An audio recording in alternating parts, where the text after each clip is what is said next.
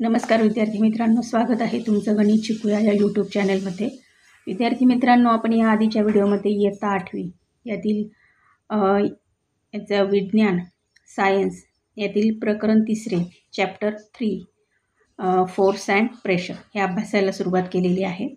त्यातील आपण त्या व्हिडिओमध्ये आपण फोर्स म्हणजे काय, कॉन्टॅक्ट आणि नॉन कॉन्टॅक्ट फोर्सेस म्हणजे काय, त्याचे एक्झाम्पल्स काय आहेत हे आपण बघितलेलं आहे। आता आजच्या या व्हिडिओमध्ये आपण बॅलन्स आणि अनबॅलन्स फोर्स म्हणजे काय हे शिकणार आहोत। आता इथे बघा, बॅलन्स अँड अनबॅलन्स फोर्स यासाठी त्यांनी तुम्हाला एक ॲक्टिव्हिटी करायला सांगितली आहे।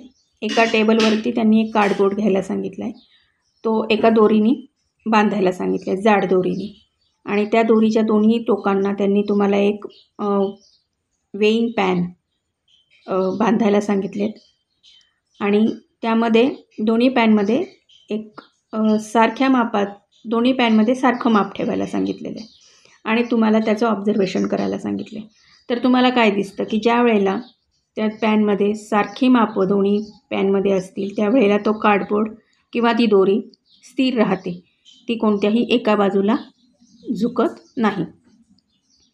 जर तेच एका पॅनमधील वजन कमी केलं तर साहजिकच ज्या पॅनमध्ये वजन जास्त आहे त्या बाजूला ती दोरी जास्त प्रमाणात खेचल्या जाते किंवा तिथे जो काही बल आहे, जे प्रेशर आहे ते तिथे जास्त वापरल्या जातं। आता याचं एक उदाहरण म्हणजे कसं की मुलं टग ऑफ वॉर हा गेम खेळत असतात, त्यामुळे त्यांना माहीत आहे। त्यामुळे एक जो रोप असतो तो काय असतो, त्याच्या दोन्ही डायरेक्शनला फोर्स ही दोन्ही बाजूला त्याच्या असतो। आता जर एका बाजूचा फोर्स जास्त असेल किंवा दोन्ही बाजूला जर फोर्स जास्त असेल तर तो जो रोप आहे तो काही मूव्ह होणार नाही, तो जागच्या जागी तसाच राहील। पण जर एका बाजूचा फोर्स जास्त आणि एका बाजूला कमी असेल तर ज्या बाजूला फोर्स जास्त आहे त्या बाजूला ती दोरी साहजिकच जास्त ओढल्या जाईल, तिची मूवमेंट त्या बाजूला होईल।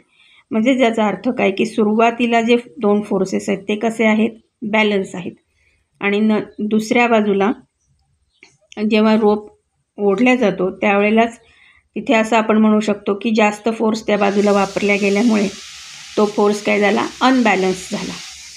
आता याचं एक आणखीन उदाहरण बघूयात की एखादं धान्याने भरून ठेवलेला एखादा कंटेनर आहे, तो कंटेनर समजा एका दिशेला सरकवायचा आहे जमिनीवरनं, तर त्यासाठी दोन व्यक्ती जर ते कंटेनर ढकलण्यासाठी त्यांचा उपयोग केला एका व्यक्तीपेक्षा, तर ते कंटेनर लवकर सरकवल्या जाईल।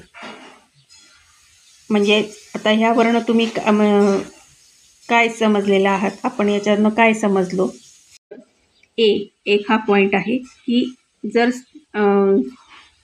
जास्त फोर्स लावला एखाद्या वस्तूवरती एकाच दिशेने, तर ते जे काही फोर्सची जी काही एकत्रित फोर्स जो आहे तो काय होणार आहे, त्या ऑब्जेक्टवरती वापरल्या जाणार आहे, त्याच्यावरती त्याचा उपयोग होणार आहे। आणि जर एकाच वस्तूवरती दोन विरुद्ध दिशेने जर आपण बल वापरलं किंवा फोर्स वापरला तर त्या दोघांमधली एकही म्हणजे त्या फोर्समधली जी तफावत आहे किंवा जे कमी अधिकपणा आहे तो काय असणार आहे, त्या ऑब्जेक्टवरती काम करणार आहे। आता फोर्स हा मॅग्निट्यूड आणि डायरेक्शनमध्ये एक्सप्रेस केला जातो आणि फोर्स हे काय आहे, एक वेक्टर क्वांटिटी आहे। आता फोर्स जेव्हा एखाद्या स्टेशनरी ऑब्जेक्टवर वापरला जातो, म्हणजे स्थिर वस्तूवरती याचा वापर केला जातो, तेव्हा ती वस्तूची स्पीड आणि डायरेक्शन बदलते। त्याचप्रमाणे फोर्स हा एखादी वस्तू चालू आहे ती बंद करण्यासाठी सुद्धा वापरला जातो। आता फोर्समुळे एखाद्या वस्तूचा शेपसुद्धा बदलतो, म्हणजे त्याचं उदाहरण आहे की गव्हाचं पीठ जेव्हा आपण ती कणिक मळतो, त्याचा आपल्याला गोळा तयार करायचा असतो, त्यावेळेला हा फोर्स वापरला जातो, तो त्याचा काय करतो, आकार त्या गव्हाच्या पिठाचा बदलतो। आता एखादा जो पॉटर आहे म्हणजे कुंभार आहे, जो एखादं वस्तू बनवतो आहे, तर तो सुद्धा त्याचं चाक काय असतं एका विशिष्ट दिशेने फिरवत असतो. म्हणजे तो सुद्धा काय करतो, ते फोर्स वापरूनच ते चाक फिरवत असतो.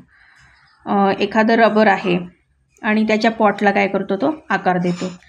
किंवा एखादा रबर बँड आहे, तो सुद्धा काय होतो, ताणल्यानंतर त्याचा आकार बदलतो.